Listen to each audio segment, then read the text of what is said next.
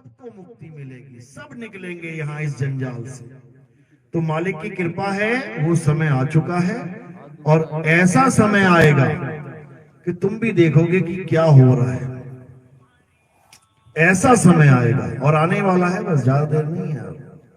अब तो नींव खुद चुकी है, अब बिल्डिंग बनने की तैयारी चल रही है।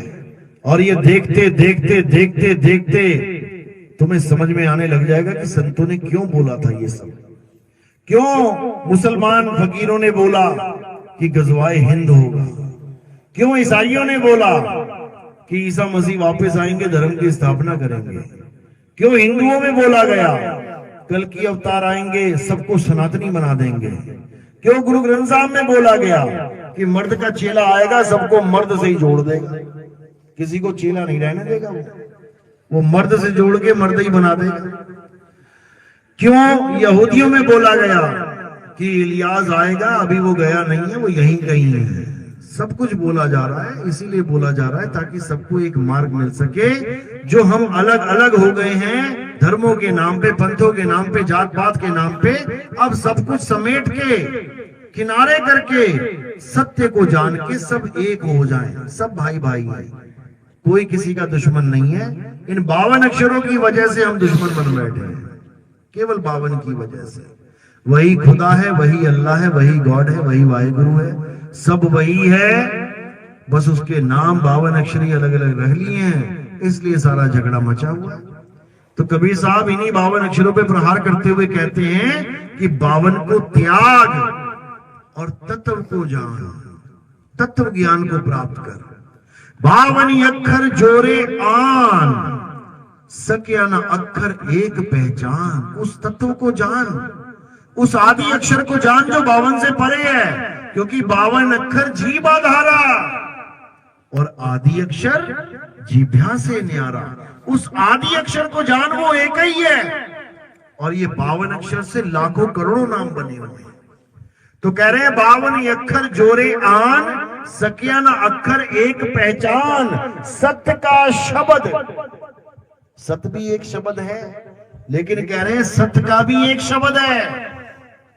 सत्य का शब्द कबीरा कहे, और पंडित होए सो अनपढ़ रहे।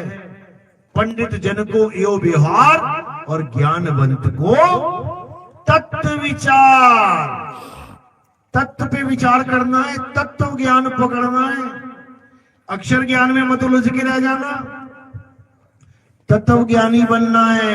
ज्ञानवंत को तत्व विचार, जाके जीव जैसी बुद्धि होई, और कहे कबीर जानेगा सोई। कहते जिसको परमात्मा ने जैसी बुद्धि दे दी है, वो बेचारा उसी बुद्धि में अपना काम कर रहा है। मैं क्या बोल के जा रहा हूं वो क्या समझ रहा है, मैं क्या वाणी बोल रहा हूं वो क्या अर्थ निकाल रहा है, किसी को नहीं समझ में आ सकता जब तक मालिक विवेक ना दे दे। अब देखो वाणी क्या कह रही है, सोई गुरु पूरा कहावे, 2 अक्षर का भेद बतावे। अब वाणी में 2 की जिक्र है, 3 का जिक्र ही नहीं है। एक छुड़ावे एक लखावे, तब प्राणी निजघर को जावे। अब इस वाणी को घुमाने वालों ने क्या बना दिया, वो 3 अक्षरों में से 2 ये हैं, एक और मिलेगा। बताओ, वाणी 2 में ही गुरु पूरा बता रही है। सोई गुरु पूरा कहावे, जो 2 अक्षर का भेद 2 अक्षर का भेद बताने वाला पूरा गुरु है। बताओ 3 अक्षर का भेद बताने वाले को क्या बोलेंगे, महापूरा गुरु या सुपर गुरु? नहीं समझ में आ रहा किसी को। ये रामपाल वालों का हाल बता रहा हूं मैं, परम ज्ञानी बने हुए हैं जो। गुरु पूरे की निशानी बता दी, कहें कबीर अक्षर 2 भाग, और होगा खसम तो लेगा राग। खसम मतलब क्या होता है, अधूरा गुरु। खसम मतलब होता है पूरा गुरु, और पूरा गुरु 2 अक्षरों की बात बता रहा है। 3 भी ना बोले उसने, ये 3 अपने आप से घुसा रहे हैं बीच में। बताओ क्यों? इनको गीता का नाम फिट करना है, ओम तत् सत। इनको ये 3 नाम फिट करने हैं, तो 2 अक्षरों में ये तीसरा भी घुसा देते हैं। इतना बुरा हाल है। और ये जीव बेचारा अज्ञानतावश इन शातिर गुरुओं की चाल को समझ नहीं पा रहा है, अपना अनमोल जीवन बर्बाद करने में लगा हुआ है इन गुरुओं के चक्कर में, जिनको ABCD नहीं पता, अध्यात्म तक नहीं पता। अध्यात्म को मंत्र जाप बता रहे हैं, आध्यात्मिक ज्ञान गंगा, और क्या दे रहे हैं? मंत्र जाप। अध्यात्म का मतलब क्या होता है? कैसे बना है ये शब्द अध्यात्म? दो शब्दों के मेल से, अध्याय प्लस आत्म, यानी आत्मा का अध्याय, यानी आत्मा का ज्ञान, जिसे आत्म ज्ञान कहते हैं। आत्म ज्ञान को मंत्र ज्ञान बना डाला इन लोगों ने, अक्षर ज्ञान बना डाला। इतनी बड़ी दुर्गति कर दी इस ज्ञान की। लेकिन जीव बेचारा भोला है, समझ में नहीं आ रहा उसको। और जिसको समझाओ कहते हैं साच कहूं तो जग मारन धावे, और जिसको सच बताने जाओ वही दुश्मन बन जाता है। तो बताएं किसे? कह रहे साच कहूं जग मारन धावे, और झूठे को पतियाई हो। और कहे कबीर सुनो भाई साधो हमसे, झूठ कहा ना जाई हो।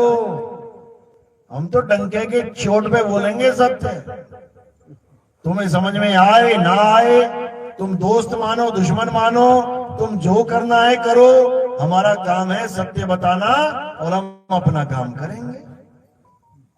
उसका विरोध होता है, सत्य का विरोध होता है, लेकिन सत्य पराजित नहीं होता।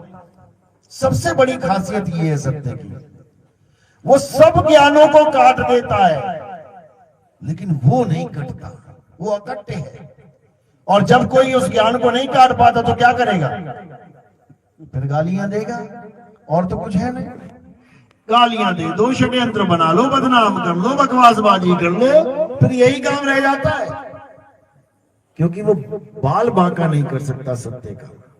इसीलिए कबीर साहब ने बोला है कि जब सत्य की चोट लगेगी तो अंदर तक लगेगी, ये बार बार का खेल नहीं होगा। फिर तो ये तब लगेगी जब तुम्हें सत्य ज्ञान प्राप्त होगा। सत्य ज्ञान कैसे प्राप्त होगा? सतगुरु के द्वारा सत्य ज्ञान प्राप्त होगा। जब मालिक की दया होगी, तुम्हारे जीवन में कोई साधु आएगा। क्या कह रहे हैं? प्रभु कृपाल कृपा करे, नाम नानक साधु संग मिले। कहते हैं परमात्मा की कृपा तब होती है भाई जब तुम्हारे जीवन में नामधारी साधु मिल जाए, तुम्हें जिसने नाम को धारण किया हुआ है। नाम मतलब सत्य नाम को, आत्म स्वरूप को। तब समझ लो कि तुम्हारी किस्मत चमक गई। भले तुम गरीब से गरीब हो, भले तुम्हें खाने को रोटी नहीं मिल रही है, लेकिन अगर तुम्हारे जीवन में वो साधु आ गया तो याद रखना खाने की जरूरत भी नहीं पड़ेगी, बस यही जन्म बिताना है, फिर आगे खाना पीना खत्म हो जाएगा तुम्हारा। तो सुख में दुख में चाहे कैसे जीवन बिताओ, लेकिन सत्य को धारण करो। कभी माया के चक्कर में मत पड़ो कि परमात्मा खुश तब होता है जब बढ़िया दुकान चल पड़े, मकान बन जाए, शरीर ठीक हो जाए। आधे गुरु तो ऐसे सुपरस्टार इसी मुद्दे में बने हुए हैं। हमारे पास आ जाओ दुकान चल पड़ेगी, हमारे पास आ जाओ शरीर ठीक हो जाएगा।